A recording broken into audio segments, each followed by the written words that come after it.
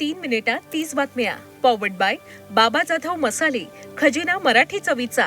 अस्सल खा, अस्सल रहा. मुंबईतील मुलुंड भागात मेट्रो बांधकामाचा स्लॅब कोसळून झालेल्या दुर्घटनेत एका व्यक्तीचा मृत्यू झाला. या घटनेबद्दल मुख्यमंत्री देवेंद्र फडणवीसांनी दुःख व्यक्त केलंय. मृताच्या वारसांना 5 लाखांची मदत जाहीर केली आहे. मुलुंड दुर्घटनेनंतर हर्षवर्धन सपकाळांनी संताप व्यक्त केला. गतीनं काम करण्याच्या प्रयत्नात नागरिकांचा जीव जातोय. नागरिकांच्या सुरक्षेची काळजी का घेतली जात नाही असा सवाल त्यांनी विचारला.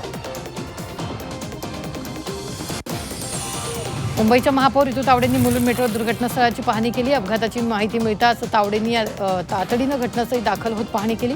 मेट्रोच्या कामात 100% निष्काळजीपणा दिसत असून दोषींवर कारवाई होणार असल्याचं ऋतू तावडेंनी म्हटलं. मुख्यमंत्र्यांना संपूर्ण माहिती दिली आहे. मुख्यमंत्र्यांनी चौकशीचे आदेश दिलेत. मेट्रो दुर्घटनेवर आमदार कोटेचा यांनी माहिती दिली आहे. मुलुंडमधील मेट्रो अपघातावरून आदित्य ठाकरेंनी सरकारवर निशाणा साधलाय. सरकार या कंत्राटदाराला काळ्या यादीत टाकणार का असा सवाल आदित्य ठाकरेंनी विचारलाय. पंतप्रधान मोदी आसाममध्ये दाखल झालेत. मोरन बायपास इथं बांधलेल्या आपत्कालीन लँडिंग सुविधेत भारतीय हवाई दलाचं शक्ती प्रदर्शन. तर 5,450 कोटी रुपयांपेक्षा जास्त किमतीच्या प्रकल्पाचं उद्घाटन आणि लोकार्पण करण्यात आलं. केंद्रीय गृहमंत्री अमित शहा 2 दिवसाच्या तमिळनाडू दौऱ्यावर आहेत. एनडीए आघाडीच्या जागावाटपासंदर्भातील चर्चेत ते सहभागी होणार आहेत. भाजप कार्यकर्त्यांनाही संबोधित करणार आहेत.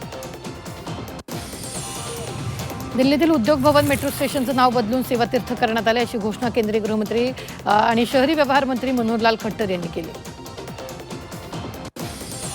बंगळुरूच्या जामिया मशिदीच्या मुख्य इमामानं वंदे मातरमच्या अधिसूचनेला विरोध केला. राष्ट्रगीताचा आदर केला पाहिजे. मुद्दा उपस्थित करून शांतता भंग न करण्याचं आवाहन त्यांनी केलं.